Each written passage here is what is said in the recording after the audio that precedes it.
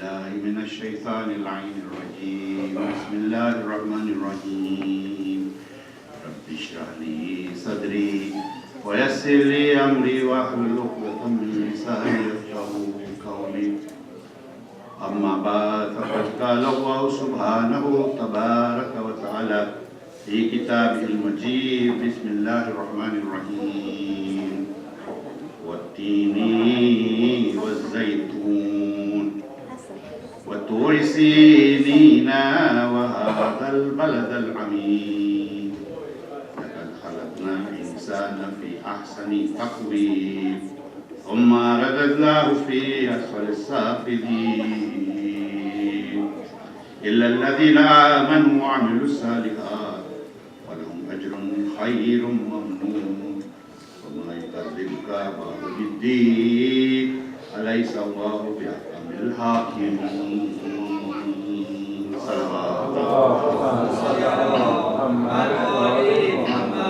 Mu'mineen, this is chapter number 95, which is one of those short chapters of the Quran.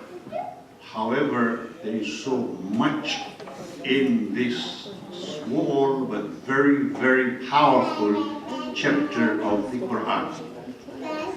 There are so many angles through which one can look at this chapter, but for tonight, our focus will be on two things.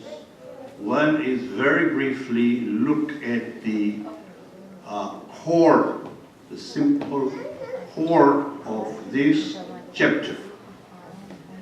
And in light of that, briefly look at the sermon of Hazrat Fatima Az-Zahra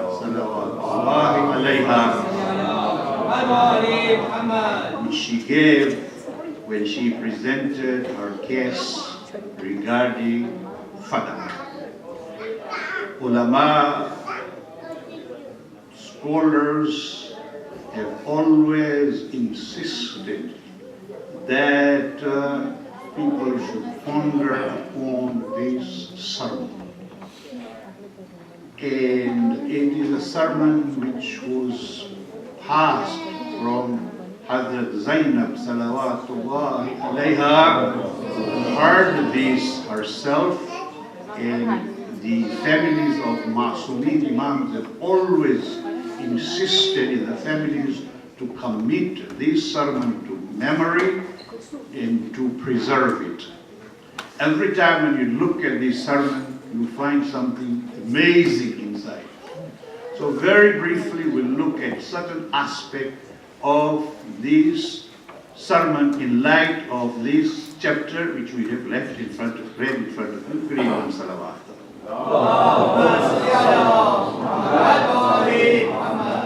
When we want to emphasize, if there is something that really needs to be emphasized, that it is so important and that it is so correct and it is so much so substantiated that we use a qasam. We say, what I am saying, by Allah, what I have said is correct. By Quran, what I have said is correct. Allah subhanahu wa ta'ala, there are certain things which He wants to emphasize in the Quran. But is Allah subhanahu wa ta'ala, how does He emphasize a particular aspect of a human life, as He does in this chapter? He uses, you'll find His technique in the Quran, and that is He uses symbols. He uses certain things that He has created. And those things that He mentions have a bearing on that point on which He wants to emphasize. That is what happens in so many chapters of the Quran, the shorter surahs. In this surah, for example, Allah subhanahu wa ta'ala, if you look at the structure, you can spend nights talking about the structure only of this chapter. Very, very well balanced. Allah subhanahu wa ta'ala therefore starts, and He mentions some of His own things that He has created. But those things have got such high value that he uses them as a symbol. Wattini was zaytun. He mentions about figs and olive fruits. Wattini was zaytun. Waturi sinina wa hadha al-balad al-amin. 4 symbols that he uses.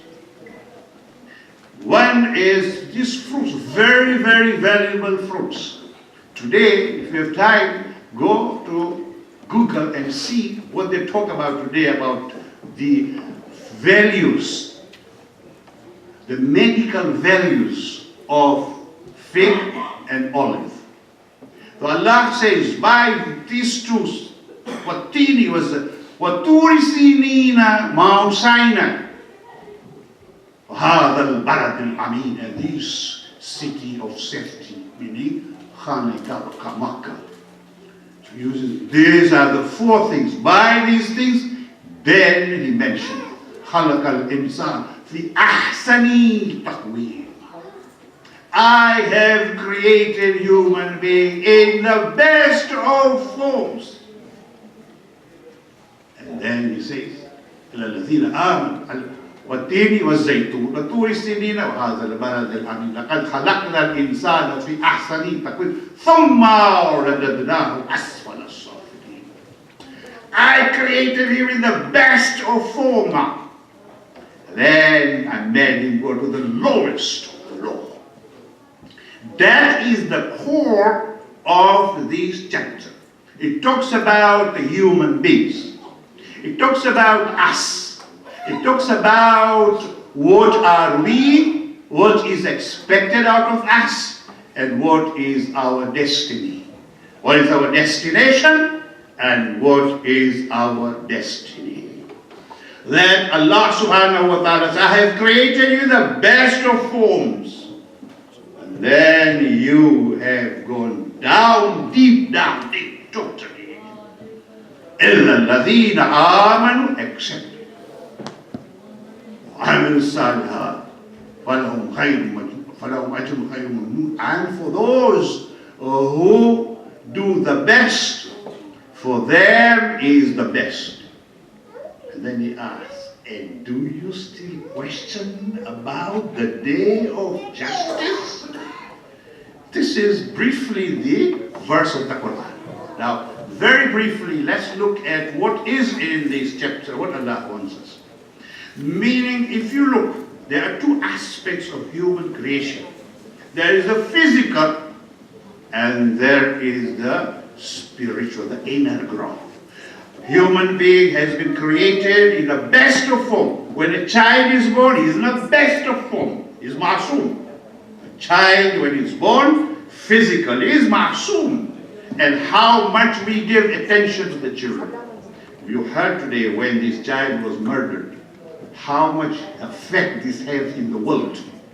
Those people who have any kind of conscience will think about it. Why? Because a child is that special creation of Allah. And that child physically will grow. And a human being is the best creation of Allah subhanahu wa ta'ala. If you look at the physical, the way a human being has been created, is the best of mold. Allah says. And he grows. But there is another aspect, and that is his inner sense. That there is the inner personality, that spiritual part of it that he has also to cultivate and to develop. Now, how is this related to those 4 symbols? Very easy. If you look at it, those symbols, there's so much talked about it. We'll look at the very simple aspect of it. If you look at these 2 fruits that Allah has mentioned, they are the best fruits. They, if you read about them, the medical, the values of these, they are the best things that Allah has created. But there comes a time they have to be used. We have to use them. If you eat them, if you use them, that is useful. What happens to them ultimately? Decay. They are the best physically. Spiritually, inside there's a lot of value. But then there comes a time they disintegrate, they decay. bought the tin and the olive and the fig. Compared with these two physical, what is it? The mountains, Mount Sinai. It's there, it was there, it's solid, it's hard, and it's going to survive. It will survive up to the time when Allah mentions day of Qiyamah. And as for the city of Makkah also, it is strong. It is one of those most sanctified places in the surface of the earth. It is the house of Allah subhanahu wa ta'ala. And therefore Allah says that a human being, you have been created physically like olive and like fig.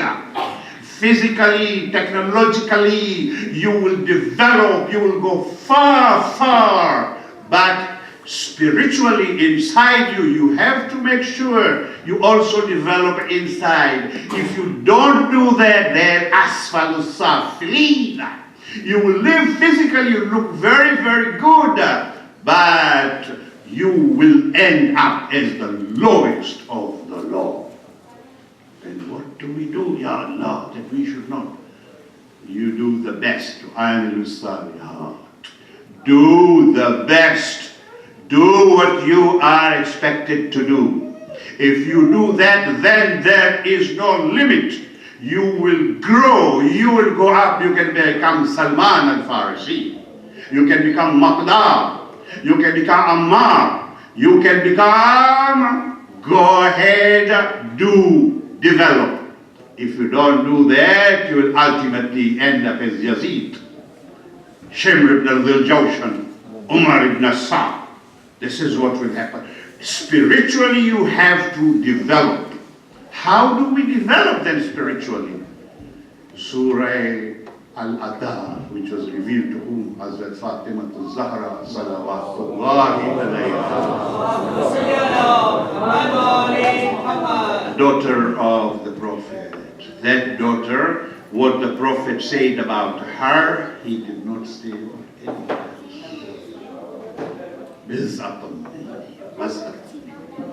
Fatima is part of me. Fatima is mother of the father. She didn't say to anyone else. Fatima was that part of the Prophet. And this Fatima to Zahra, the way she lived with the Prophet, it's all known. It's written in all the books. People may deny today. People can deny, many things can be denied, but it's all documented. That when Fatima to Zahra, salawatullahi alayha, used to come in the presence of the Prophet, he would stand up to welcome her and made her sit next to her own place. Did not do this for anyone else. And it's not even the sunnah of the Prophet, like we also have to do the same thing. When we see our daughters, we should know. That was the honor only given to Fatima to Zahra, that daughter of the Prophet, who was with her father all the time, who served the father every single moment throughout the difficult times when they lived in Makkah. And that Fatima to Zahra, her sermon of Fadak is very, very much related to these verses of the Quran that we have read. There are so many things that are there in this case of Fatima Zahra. What happened was during his lifetime, the Prophet gave, after giving to everybody else whatever there is, where the instructions came from Allah subhanahu wa ta'ala, he gave Fadak to Fatima.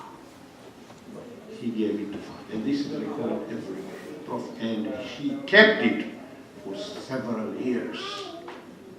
And the income that came from Fadak, only part of it was spent on herself. The rest it was spent for the deserving, especially those who are poor people. That fadak was taken away from her. And when it was taken away from her, she presented her case. This is there, every book from all schools of thought have mentioned it. So no one can deny this, it's there. So this sermon she presented in the court, and this sermon, part of it is what we will read today if you read verse 1.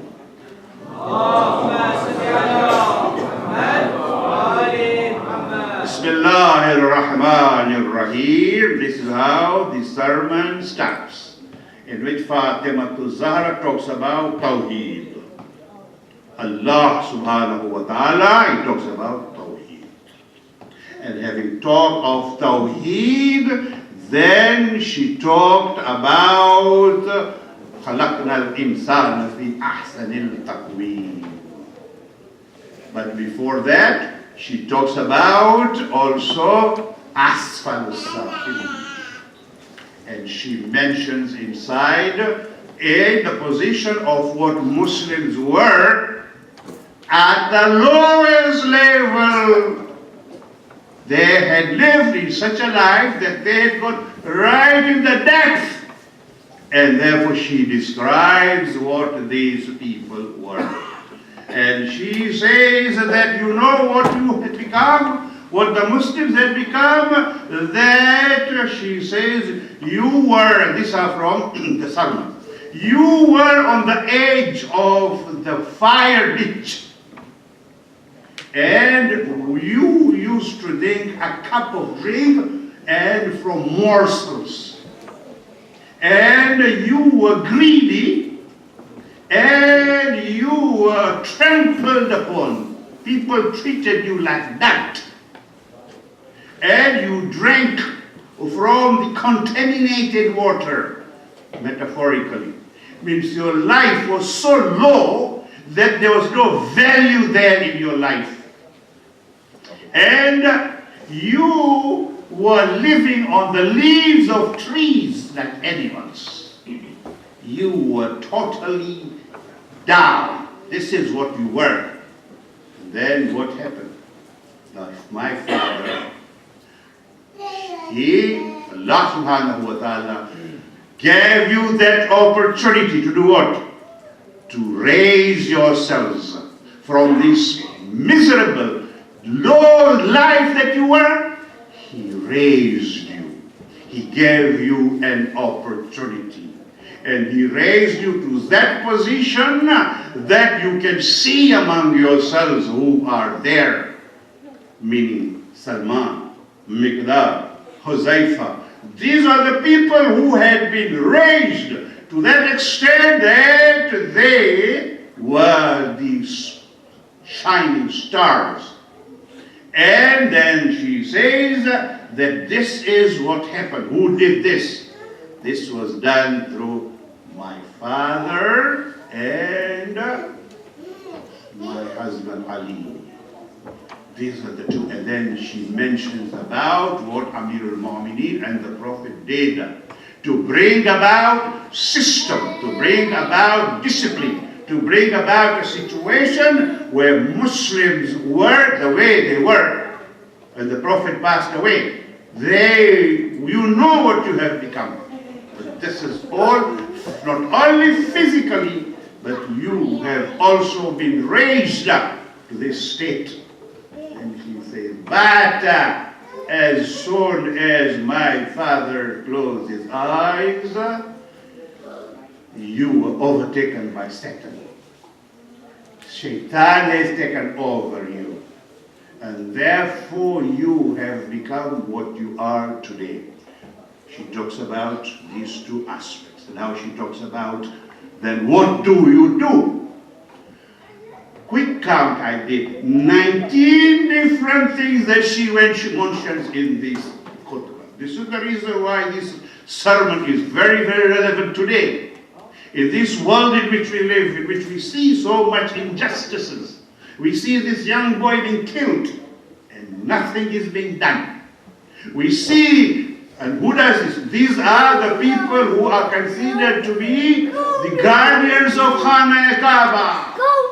These are the people who consider to be the ones who are taking care of the house of Allah and the mosque of the Prophet.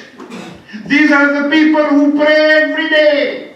These are the people who are next to the house of Allah. Asfala safili. Physically, yes, they are there, but spiritually, they are bankrupt. They are losers. And therefore, she mentions 19 different things for you to grow up spiritually and to reach a stage where you deserve on the day of Qiyamah to meet Allah subhanahu wa ta'ala as the one who is the best of the moods. I'll just very quickly mention a few of these 19 things. And you will see, these 19 things that she mentions is made up of two parts. One is the rituals. Second thing is the amal, implementation, the effect of rituals. Praying per se does not go into hell, Fatima Az-Zahra says. And therefore she says that Allah subhanahu wa ta'ala, first of all, my father made you have faith, iman in Allah subhanahu wa ta'ala. That is the prerequisite for you to stay on a position without getting lost and getting totally in the ditch. Then he says that Allah subhanahu wa ta'ala has asked you to pray, to serve. And she talks about what service. So it's supposed to remove in you egotism, pride. That you pray, there is humility in you. Not praying just the way they pray, that's it. No. Fatima Az-Zahra said, Allah made prayers. It's a ritual which is supposed to bring about humility in you. Then she says that Allah has made giving charity, alms. Why? That is because then Allah will increase your sustenance. There is a reason behind it. Then she says Allah subhanahu wa ta'ala has made fasting incumbent upon you. Why? So that you begin to get sincerity. That you understand sincerely that Allah asks you to fast. You fast, you go through these difficulties without questioning, why am I doing it? Meaning she is saying all these rituals that you do is not enough. Each ritual has to be backed up by what is asked, what is supposed to bring it about in your personality. Then she said, you are going for Hajj. Why? So that there is unity among you. Muslims today, why do we go for Hajj? For unity. Do we have unity? Do we have unity? Is there unity among Muslims today? Then Fatima Az-Zahra mentions that, now she mentions, these are the rituals. Now she is mentioning what other things have to be done for us to what? To stop ourselves from going into the ditch. And that is number one, she says, justice. Deal with justice wherever you are. Whoever you are, it's not just enough to pray and to do. There also has to be justice. Deal justice with everybody. If you are at home, if you are a family member, justice to your family. If you are a husband, justice to your wife. If you are a wife, justice to your husband. There has to be justice. That is something that will move you up towards reaching the stage of complete, Allah is saying, Ahsanul Khaliqeen, you will become best of the mood spiritually. Then Amirul Mu'mineen, then he says, Allah has asked you to be subordinate, humble. Whatever you have is not all yours. Don't think because you are smart, therefore you are where you are. No. It's all because of grace of Allah. Addresses to those people in the administration who are sitting there, who use their powers to snatch away our rights. She's addressing them and tells them, don't think you're not doing justice. You are on the stage of decline. This is what she is telling them in a very, very, very effective way. Then she said that Allah has made jihad. What kind of jihad? Only going and fighting? No. Jihad is yourself. Fight with your carnal desires, or you who are sitting in this power. Do not be greedy. It is this greed that has made you take away what is mine, what is my right. Because my father had given it to me when he was alive. And that this gift that was given to me belonged to him. It did not belong to the Muslims because it was free. It was acquired without any part of the Muslims taking part. It is free. It belonged to him. Therefore he gave it to me. You, by taking away this, you are making accusation against the Prophet. Or you Muslims who are sick. This is what you tell us. Or you are Syrian. You know what you are doing. You are accusing your Prophet as being nepotistic. To have given away something which doesn't belong to him, to his daughter. As far as Safilin, you cannot go lower than this, oh you people who are sitting here. She tells them. You know what you are doing. That merely praying and sitting on this member in which you are sitting right now, it is not enough. You leading prayers, it is not enough. You are going to lead Muslims tomorrow for prayers and you are going to take them for Hajj. Not enough. Why? Because you are doing the worst thing that you are doing right now. Then it says, Allah has commanded you to do goodness. Amra bil ma'roof and nahya anil munkar. That is what I am doing to you, Fatima. Az-Zahra is telling there. On the day of Hashr, you will have no right to say that you did not know what you were doing. This is the reason why Fatima is there. Somebody asked, my daughter used to have this conversation with her other Sunni brothers. To talk about this thing. And they told her, see, you people are belittling the daughter of the Prophet. That she would go to the court to sue the administration for a land. And my daughter said, no, you missed it. It's not just for the land. One, first of all, to save them from telling that the Prophet was nepotistic. Ma'adallah, he was not ma'soom, he favored his daughter. Therefore she went to prove that no, this belonged to him and he gave it to me. Second thing, that she wanted to prove also that she did not keep something which did not belong to her for 2 years. The accusation was, you possessed this what was not yours, you kept it for 2 years. And your children and all those people who ate from this income, their blood and meat and is all haram. That is the accusation. That is the reason why Fatima Az-Zahra went there. And that is to help them, save them for the day of Qiyamah. Do amra bil ma'roof to them, that what you are doing, it's not whether you have taken my land or not. What you are doing is you are violating the laws of Allah. This is the reason why Fatima Az-Zahra goes there. Then she talks about drinking, taking of liquor. Why it has been made haram. Then she mentions about adultery. Then she mentions about theft, Allahu Akbar. That by taking away what is not yours, you are thieves. Do you know what you are doing? You are taking away from me what is not yours. I am not a thief. You think I am a thief? You are thieves. Think about what you are doing. Then she mentions about that Allah says, do not become polytheists, do not become kafir.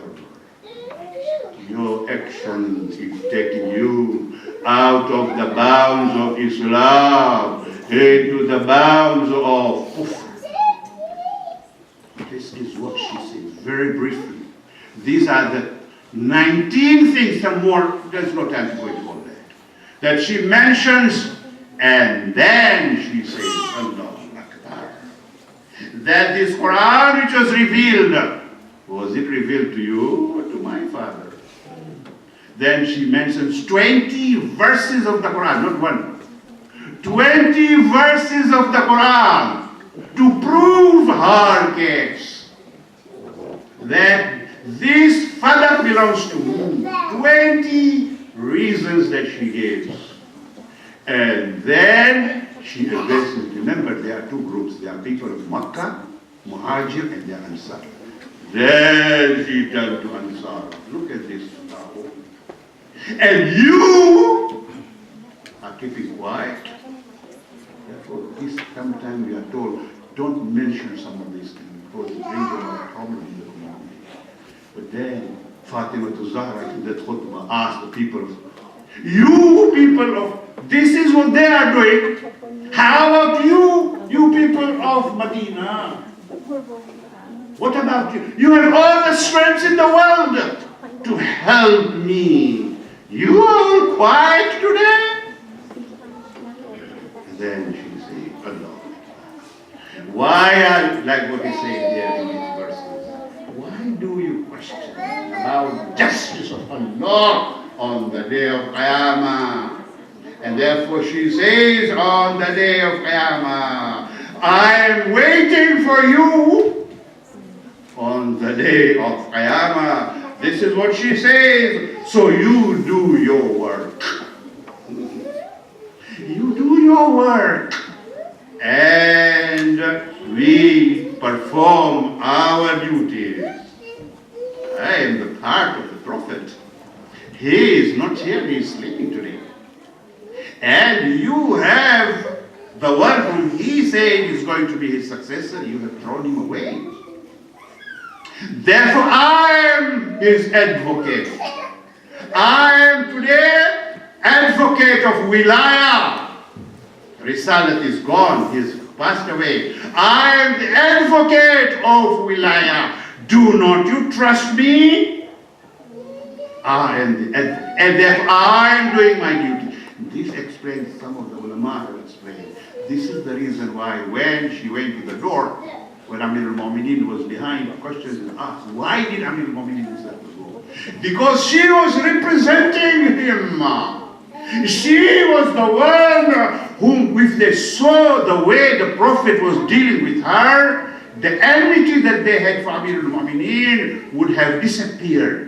If only they'd look at Masuma Qawnayn, and this lady who was there when the Prophet used to welcome. Today she stands up and she is defending her husband, who is not only her husband, she is the beginning of Wilaya. And therefore she says, how excellent, Allahu Akbar, how excellent will be the justice of Allah on the day of Qiyamah. Day of Qiyamah, it is mentioned in this chapter that I read to you. She reminds them that you do your work. I do my work. I do my work. You do your work. And on the day of Qiyamah, there will be justice. And Allahu Akbar. And on that day, who is going to be the administrator of that? My father, Rasulullah.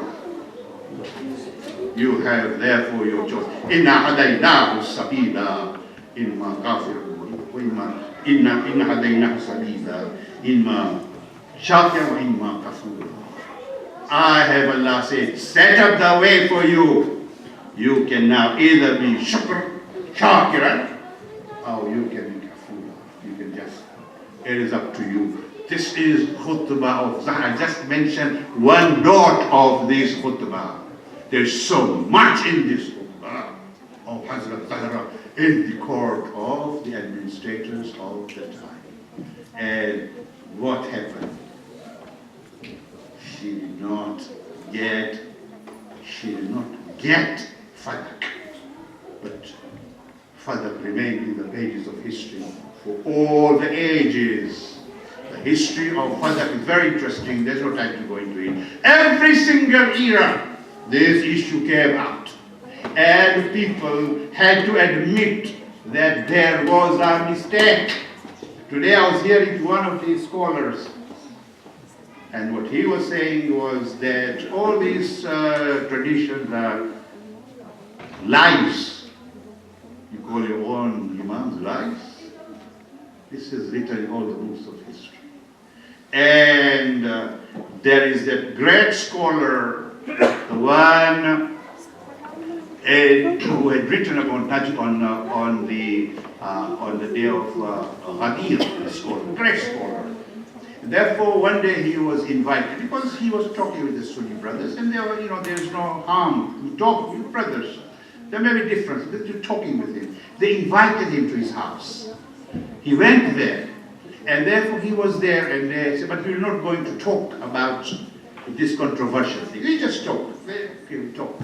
And then ultimately there came an issue finally. One of them mentioned that there is a tradition, and one of the sources is Abdullah ibn Umar, the son of Umar ibn Khattab, that he has heard the Prophet say that any person who does not have the ma'rifah of the Imam of the time dies death of an ignorant. Is this true? Yes, it was said.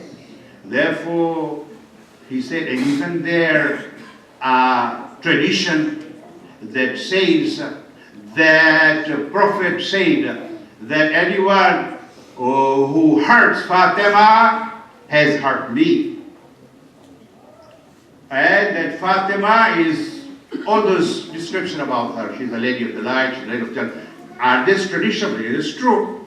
He says that Fatima, when she passed away, she was disappointed with, and this is written again in history, with two people who were at the time considered to be the chief. And Fatima left this world disappointed with them. Isn't it so? Isn't it written by the books? So yes. Then who was the Imam of Fatima? They look at him and there was no reply for that. So these are the things that we have to mention, not that we want to create discord or to criticize our brothers. No, just these are the things that have to be mentioned so that we understand why. Amr bil Ma'ruf, Nahy anil Munkar. On the day of Qiyamah, people should not say we did not know. We did not know, therefore this khutbah is for that purpose. And therefore Fatima passed away, age of 19. Or 18. Very, very sad life that Fatima led. She went to the grave of the Prophet, and this is the heart of what she said. She said a lot of things. Subbat alayya masaibun law annaha subbat alal ayyami sinayaliya. That the musibah, the atrocities that befell me, if it had befallen a bright day, it would have become dark night. What is it that happened to her? After the Prophet, she survived only for 75 days or 90 days. What is it that happened to her? Books of history say a lot of what happened. Physically, emotionally, she was hurt so much that this daughter of Rahmatul lil Alameen, and lastly in her wasiyah, that she should be buried in the darkness of the night, so that those who hurt her should not be able even to be able to participate in her burial. Those who say, oh, lies, okay, say what you want to say. Everybody is lies, okay, it is lies, but just ask yourself.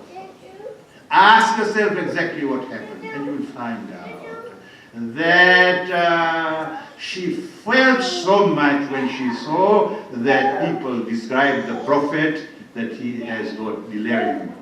He has gone out of his mind when the Prophet asked, give me a paper, give me kalam and dawat so that I should write for you a guidance. There were those who said and believed Quran is enough for us.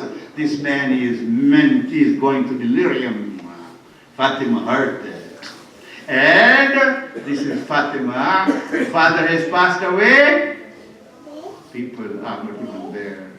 They have gone to one of those places which is preserved today in Medina. The place where there was that meeting took place, it has been preserved. Everything else has been destroyed. The graves of Masumin have been isolated. But the place, Saqifa is there. If you go to Medina, you will see there's a place that is actually preserved. Saqifa is there. And therefore, she was hurt the way they treated her father. Then they took away the rights of her husband. And then the way they forcefully came to her house. And therefore, when she stood up, and when she said, "This is my house. You have problem with Ali? Have problem with Ali. This is my house. These are my sons Hassanain." And the answer was, so what? And so many instances have been written about this. That Fatima to Az-Zahra, what they did to her physically, she lost her child most. Denied that also. Denied that also that she did not lose her son. Denied that also. She lost her son. They beat her. They crushed her ribs. This is the reason why Fatima wept. And this is the reason why Fatima was crying. And her crying was bringing about problems for people. Why? Because people thought now she is crying, people. This cries of her will go in the pages of history. Therefore they said, "Oh Ali, tell her." Why is she crying? Night and day, night and day. Tell her that our lives are being affected by her cries. Cry in the day, cry at night. Therefore Amir al-Mu'mineen said, "Fatima, let's go to Jannah. Baitul Huzn, stay there and weep for yourself." This is how Ummah treated Fatima. Therefore, this mercy was ready. Pehlu bi shikasta hai, turbat bi shikasta hai. Her ribs have been broken. Her grave has been broken. Where is the grave of Fatima? This is what happened to her. And this is the reason why she, during those last days of her life, that Amir al-Mu'mineen, she was sick, 18 years, and she was that sick, she couldn't walk. She had to go with her stick. This is after Bait al-Huzn. As far as she could go for Bait al-Huzn, she would go. Ultimately, she was bedridden. And it was on one of those days when Amir al-Mu'mineen came home, she called him. First of all, Amir al-Mu'mineen saw her doing so many works on that day. Washing the clothes, cooking, doing something. She was like, there was a kind of an excitement in her. There was a kind of rebirth in her. She had some strength with her that she hadn't had before. Amir al-Mu'mineen asked her, "Oh daughter of the Prophet, today I see you. You are doing so many things that you had not been able to do all these days." She said, "Ya Abul Hassan," he used to call him Abul Hassan. "Ya Abul Hassan, come. Sit close to me." Amir al-Mu'mineen sits close to her. She looks at him and she says, "Oh, Abul Hassan, you asking me why I'm doing all this work? Because today is my last day. Today is my last day, and this is the last moment that I have to serve you and my children. Oh, Abul Hassan, my death will be such that it will affect you very, very severely. Therefore, I am preparing food for my children. I am washing their clothes so that for some time you don't have to worry about that. I am doing it in advance." Amir al-Mu'mineen asked, "And how did you know that today is the last day?" He said, "I saw my father yesterday. And I complained to him. And I say, this is what has happened." My father said, "Fatima, as today you are going to be with me. Your life in this world is going to be over, Fatima. Therefore, Abul Hassan, listen to my wasiyah. First and foremost, if this is the life that we have lived together for 9 years or over, that if there is any shortfall that was there on my part, Ya Abul Hassan, forgive me for that. This is lesson for us. Oh, she was Masuma. Amir Mu'minin responds, oh Fatima, you have always done what you were supposed to do and more. Then she said, oh Abul Hassan, my children are very young. My children are very young, therefore do not wait, take more time. Marry another woman, and she gives the name Amama. Marry her because she loves my children and she'll take off my children. Oh Abul Hassan, when I pass away, you give me ghusl and you bury me. But Abul Hassan, those who have hurt me, those who have done all this zulm on me, I do not want them to participate in my burial ceremony. And therefore, oh Abul Hassan, bury me in the darkness of the night. Oh Abul Hassan, wherever you get time, come and read the Fatiha and Quran for me. Oh Abul Hassan, take care of my children Hassan and Hussein, Zainab and Kulsum. After that, Amirul Mu'minin, having farewell to her, takes Hassanain with him to the mosque. Fatima Az-Zahra is left alone with Asma bint Umays. Asma reports that Fatima Az-Zahra called me and she said, take me to the place where I read my prayers. Oh Asma, leave me there alone. Then you stay outside. So far as you hear my voice coming, know that I'm still alive. When you don't hear my voice, then know that I have already left this world. Asma, do one favor for me. When my children Hassanain come home, I have already made food for them. Feed them first. And then only bring them to me. Don't tell them that I have passed away. Asma bint Umays says, I left Fatima Az-Zahra on her musalla. She was praying, she was doing munajah, she was talking with her creator. I was waiting outside. Ultimately, it was all quiet. I could not hear her talk.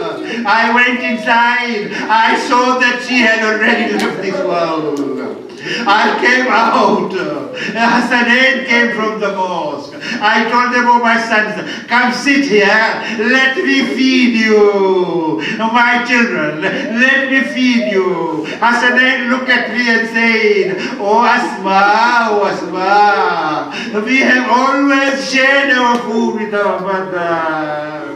Why would you want us to eat alone? Asma said, and then I could not hold. I told them, oh Hassanain, your mother has already left this world. Go to the mosque, tell your father to come home. Hassanain went to the mosque and informed Amirul Mu'minin about the death of Fatima Az-Zahra. It is said when Ali he fell down. Then he wept bitterly. He came home and as per her wasiyah, Fatima Az-Zahra, it was not announced when she was going to be buried. At night, Amir al-Mu'minin, after he had given her ghusl, he called his children, oh Hassan, oh Hussein, oh Zainab, oh Kulsum, come bid farewell to your mother. I do not know the pain that was in the hearts of these children who were so young, who had lost their mother, who had lost their grandfather, who had seen all these atrocities committed to their home. Hassan bid farewell, but Hussein, it is said, stood in a corner and he was weeping. Amir al-Mu'mineen called him, Hussein, come, bid farewell to your mother. Imam Hussein, he said, responded, oh my father, would my mother leave without embracing me for the last time? It is said in history, there are only two people who are mentioned to have straight their heads after their death. One was Maryam, mother of Isa.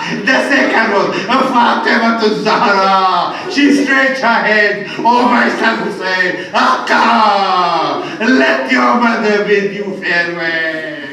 This was in Hijrah 11. Hussein called his mother and she came out to embrace him. It was then in Hijrah 61 on the day of Ashur when Imam Hussein had fallen from the horse. He was on the ground when Shemr was about to come and slaughter him. He called out, oh mother, your Hussein is being slaughtered. It is saying, why Rajaz, Fatima Az-Zahra came out from heaven. Jannat se, Abuka karti hui, Fatima aayi, Sarpit ke yu, kehne lagi, ay Husaina, ay Husaina, ay Husaina. Inna lillahi wa inna ilayhi raji'un.